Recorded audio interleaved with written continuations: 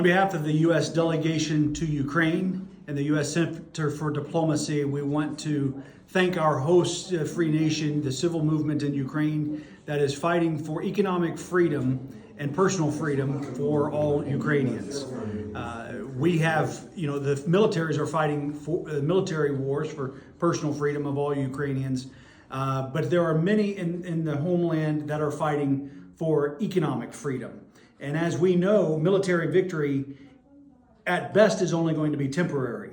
The best long-term victory for Ukraine is for the people, not relying just on government, but taking the choices for themselves, for their families, the personal responsibility, starting businesses, using entrepreneurship as the greatest equalizer in the world, and building an economy so strong that it is not beneficial for countries to attack.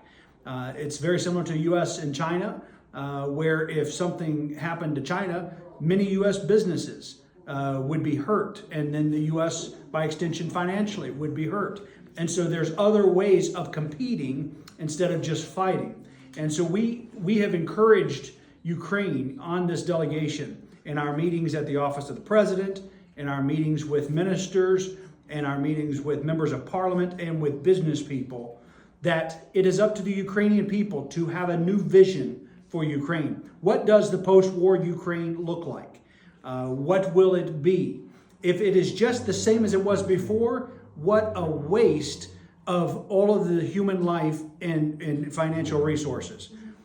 We can do better than that, and you only have a short window to make that kind of headway. So we have greatly encouraged the people of Ukraine to think differently. They must shift their thinking, shift their goals and their eyes from just war and things that hold them back that are depressing, and focus on building and creating. My challenge has been stop just playing defense, start going on offense to have lasting victory.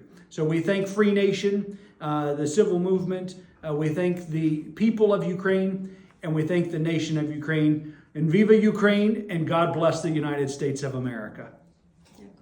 Слава Україні! Слава Ukraine!